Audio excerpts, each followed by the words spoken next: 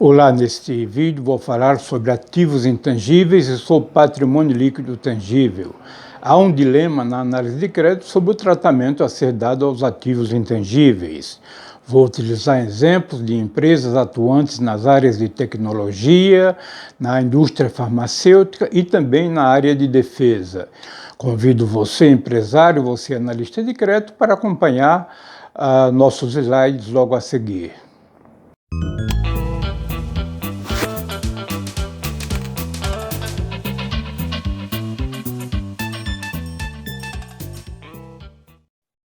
Muito bem, vamos aos nossos slides. Vamos falar sobre os tangíveis e os intangíveis. O ativo intangível e o patrimônio líquido tangível. Então, são esses dois elementos sobre os quais nós vamos estar conversando ao longo deste vídeo. Inicialmente, organizamos um balanço de uma empresa, com os principais grupos, para que a gente possa estar visualizando os conceitos dentro de um contexto, de uma realidade. Então, observamos que o ativo circulante desta empresa, ele corresponde a 21,6% do ativo total. O realizado a longo prazo a 7,2%, o imobilizado, que é o ativo tangível utilizado nas atividades da empresa e, portanto, composto de itens não destinados à venda, por exemplo, corresponde a 11,1%. E o intangível, aquele composto de itens sem substância física, corresponde a 60,1%. Essa é uma situação particular. Na maioria das empresas, o intangível não é desta magnitude. Vamos olhar o lado do passivo e do patrimônio líquido, passivo circulante, portanto, representando 14,6% do ativo total, né, ou da soma do passivo com o patrimônio líquido. O passivo não circulante, do mesmo referencial. O patrimônio líquido representando 65,9%. Então, nós temos o ativo intangível, no ativo, conforme já mencionamos, 60,1% do ativo total. E temos o patrimônio líquido, 65,9% também do ativo total. Isto quer dizer que o ativo intangível, neste exemplo, ele consumiu praticamente a grande parte dos recursos próprios da empresa. Então, vamos evoluir, trazendo ainda os mesmos dados da mesma empresa, de novo, destacando o ativo intangível e o patrimônio líquido. Então, percebemos que o intangível, ele equivale, né, ou equivalia na época, a 91,2% do valor do patrimônio líquido. Mais de 90% dos recursos do capital próprio da empresa está comprometido com ativos intangíveis.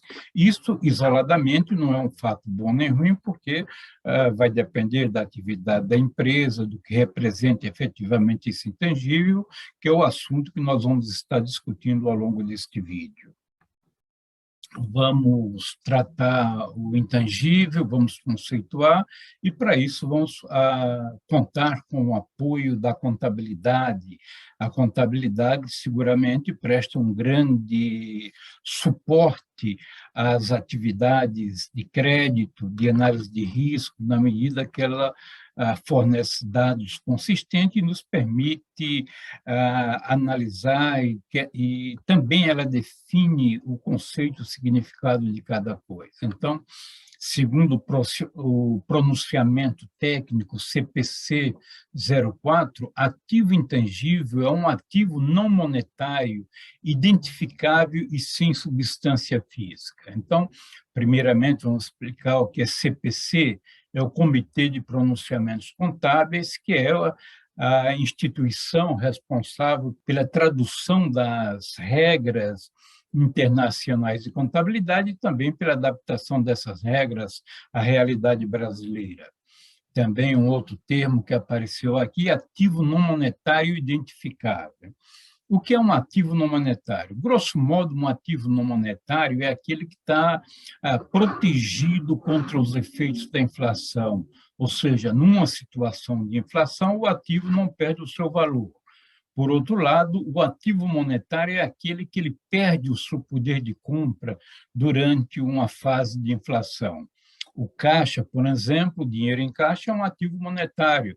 Se a empresa permanecer com dinheiro em caixa durante 6 meses, para citar um exemplo, uma hipótese, então, ao final desses 6 meses, esse dinheiro, esse montante que ficou parado, ele perdeu o seu poder de compra. Ele não vai conseguir comprar a mesma quantidade de bens que ele compraria no início do período. Isso em decorrência da ocorrência de inflação. Então, grosso modo, essa distinção aqui só para efeito de nós evoluirmos com o conceito de intangível, que independe dessa parte de inflação, por exemplo. A outra característica citada é sem substância física, ou seja, é imaterial. E nós vamos, ao longo da nossa apresentação, também estar explicando isso de uma forma mais detalhada e, ao mesmo tempo, condensada. Ainda segundo o CPC número 04, o ativo intangível deve satisfazer as condições de ser identificável, controlável e capaz de gerar benefícios econômicos futuros, né? Então, como todos os ativos da empresa, precisa ter essa qualidade de gerar benefícios econômicos futuros.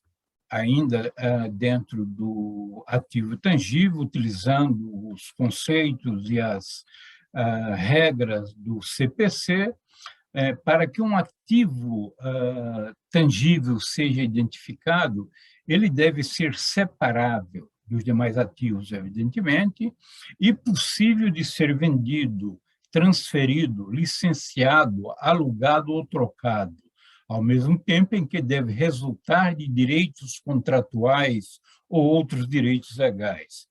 Isso quer dizer que os direitos contratuais, o ativo foi comprado e tem a documentação e a legalização de tudo isso. Ou o ativo foi construído dentro da própria empresa e existe documentação relativa aos gastos incorridos na construção do ativo intangível. A gente fala construção do ativo intangível e, em seguida, nós teremos exemplos que podem caracterizar essa situação. Ativo intangível, vamos falar também do controle do ativo intangível, que, segundo o CPC, ocorre mediante o poder do seu detentor de obter benefícios econômicos futuros gerados pelo ativo, bem como da possibilidade de restringir a obtenção desses benefícios, né, a critério, evidentemente, do detentor de sua propriedade. O próprio CPC, ele nos dá exemplos de classes distintas de ativos intangíveis. Então, cita aqui na letra A, marcas. A letra B especifica situações de títulos de periódicos. A letra C destaca softwares, que é um item que existe na maioria das empresas.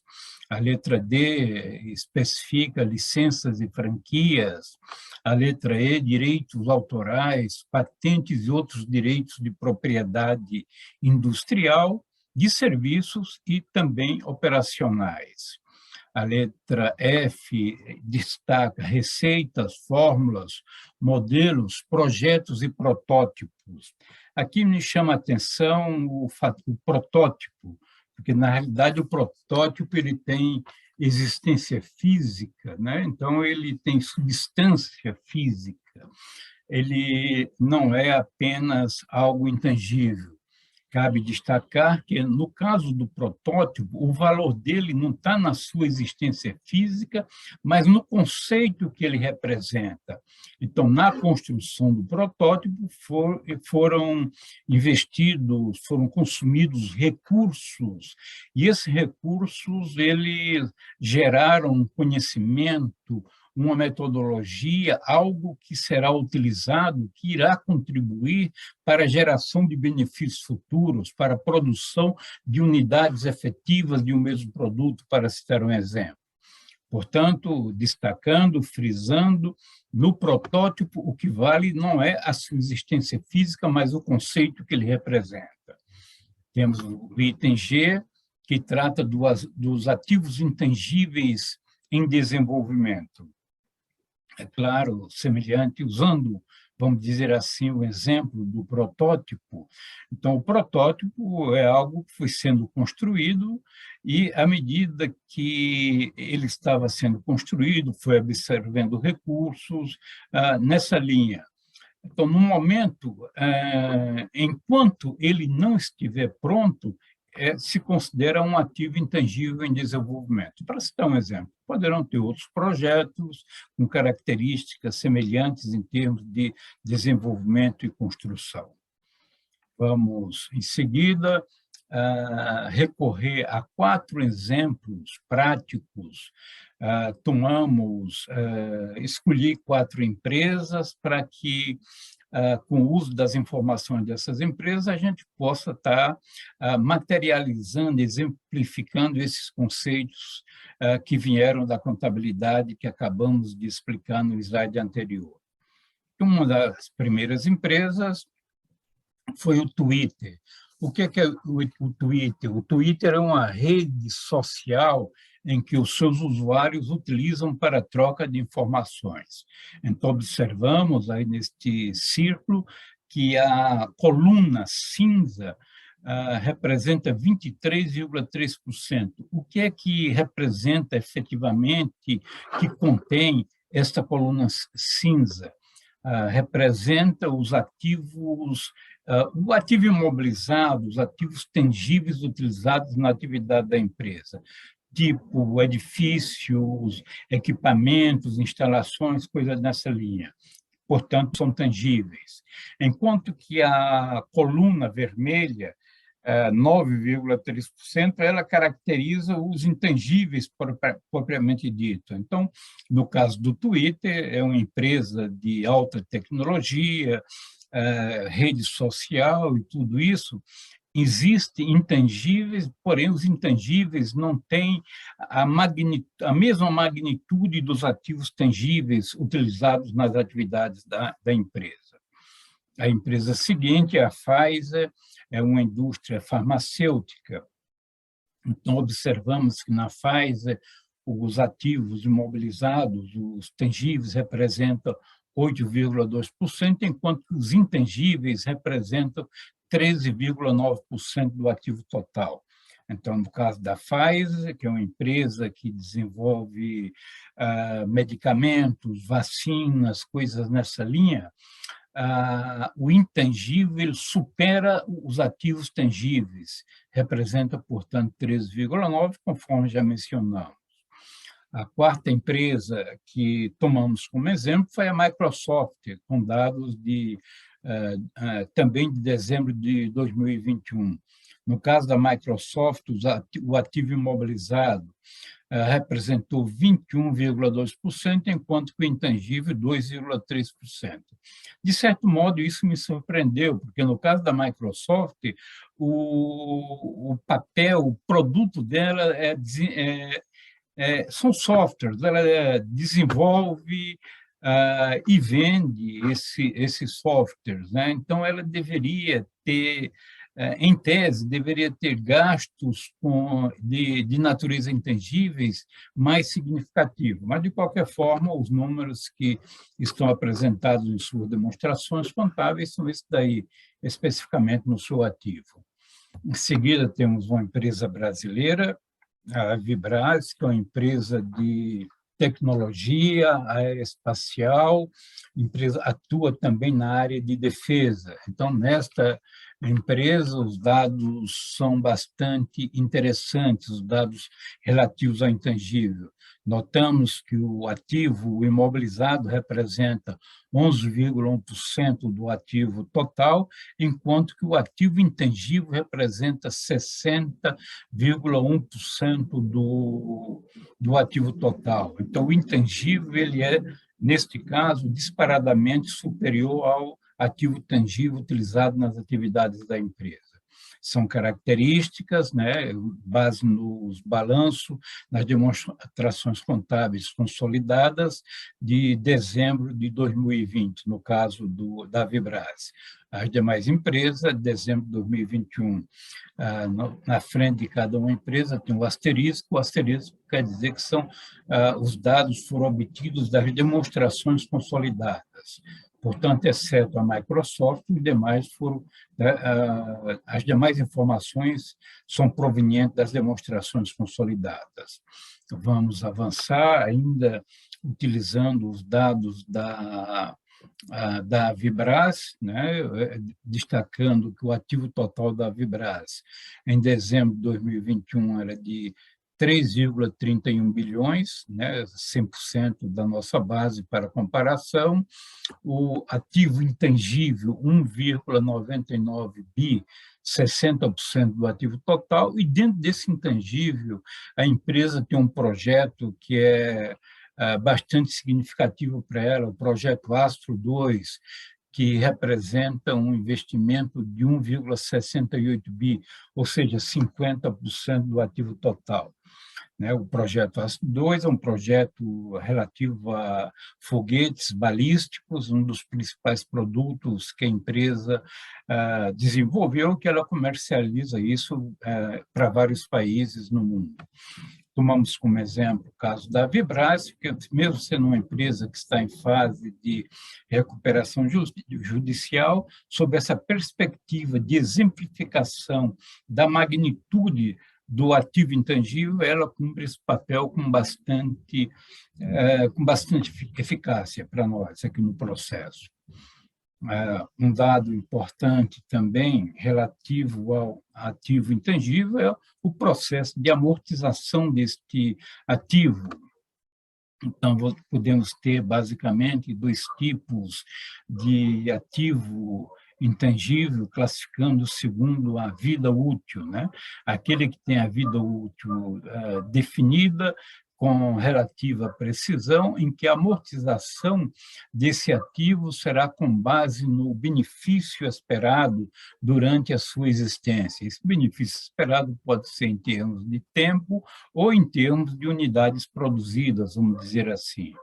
O outro tipo de ativo, né, intangível, a outra classificação em decorrência da vida útil, é aquele em que a vida útil não é definida. Então, neste caso, não existe amortização, segundo as regras do CPC 04. Né? Chama a atenção o dado que, no caso do ativo com vida útil não definida, ele vai ficar inflando, né, o balanço, porque ele não sofre a amortização. Então, é uma particularidade aí para ser tratada e analisada com cuidado pelo profissional de crédito na hora de tomar uma decisão. E também a empresa ter consciência de que aquele seu ativo tem essa característica. Né? De qualquer modo, para que ele seja um ativo intangível, qualquer que seja a vida útil ou critério de vida útil, definido ou não ou indefinido, é preciso que esse ativo esteja contribuindo para benefícios econômicos futuros. Então, nos dois casos, haverá o chamado teste de recuperabilidade. Então, é um teste que é feito anualmente para saber se o valor justo do ativo,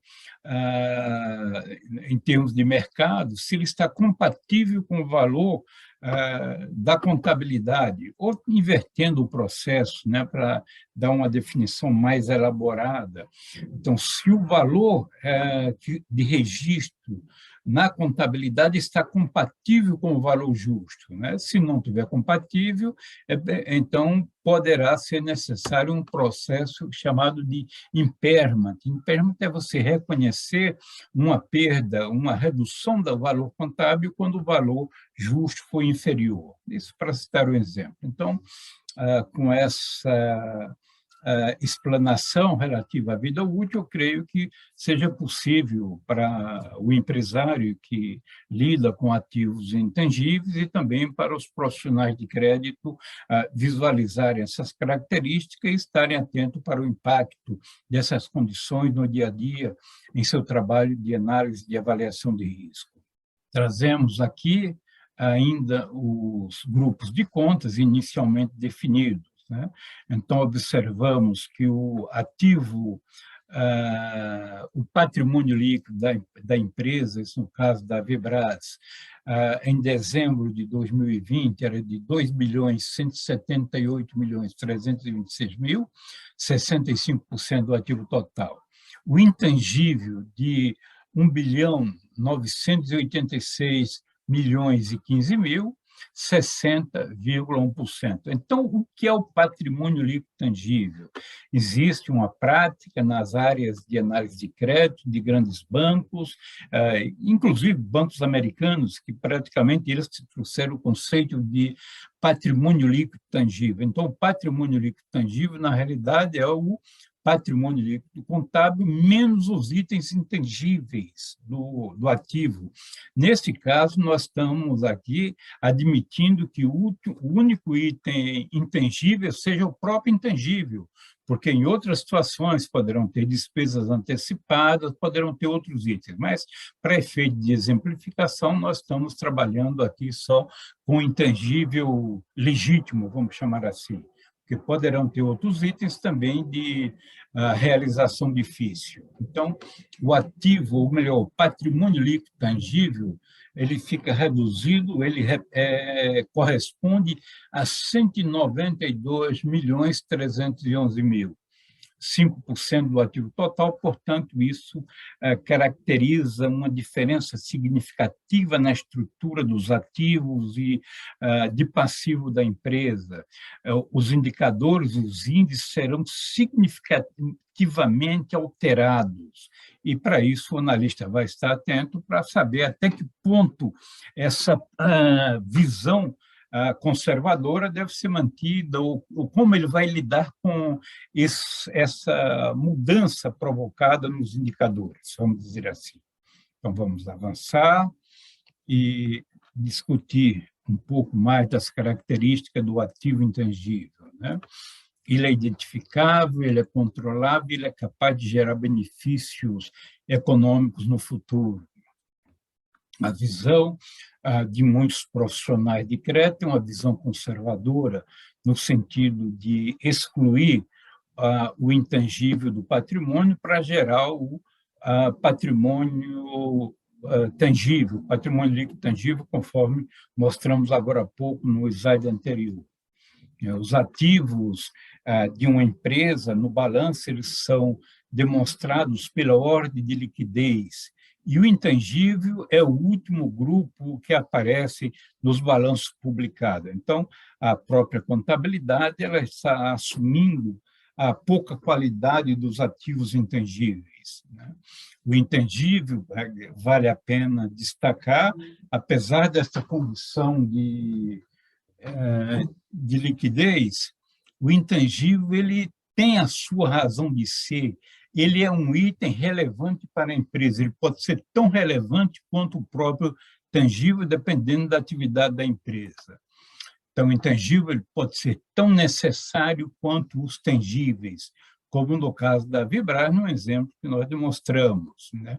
A decisão de conceder crédito deve ser baseada no risco da empresa e não apenas num conceito relativo ao intangível. E isso é o que é feito efetivamente. Então, o risco da empresa, o rate de crédito da empresa, a expectativa de capacidade de pagamento futura é um dado importante, né? Isso pode ser obtido através da projeção do fluxo de caixa, ou seja, do fluxo de caixa futura. Então, são informações que nos permite uma contínua reflexão acerca do tratamento, acerca da forma de lidar com o intangível.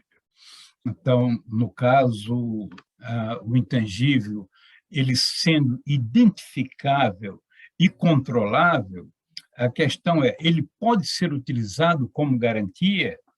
É possível até que possa ser utilizado, mas já destacamos de uma forma bastante comentada no slide anterior a necessidade de avaliação de capacidade de pagamento futura.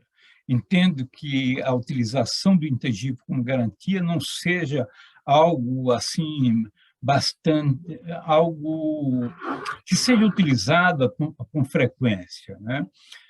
Em caso de inadimplência, em caso de uma incapacidade de pagamento, a execução de um intangível pode ser algo bastante complexo, bastante trabalhoso, vamos dizer assim. Se tomarmos, por exemplo, a área de defesa, em que esse intangível ele envolve segurança nacional, envolve sigilo de país, coisa desse tipo, a situação fica ainda mais difícil. Então, há toda uma complexidade na atividade de muitas empresas a ser levada em consideração na hora de se tratar de se conceder crédito e de tratar o item, de lidar com o item intangível. Então, este vídeo, ele comentou o ativo intangível como parte do balanço patrimonial. Se você gostou, dê o seu like, deixe seus comentários. Reafirmando que seus comentários serão sempre importantes para mantermos uma sintonia com você que nos acompanha, que assiste nossos vídeos. Se você quiser aprofundar, esse livro Análise Financeira das Empresas, ele trata desse assunto, dos itens do balanço, com uma certa profundidade. Então, recomendamos como uma fonte possível.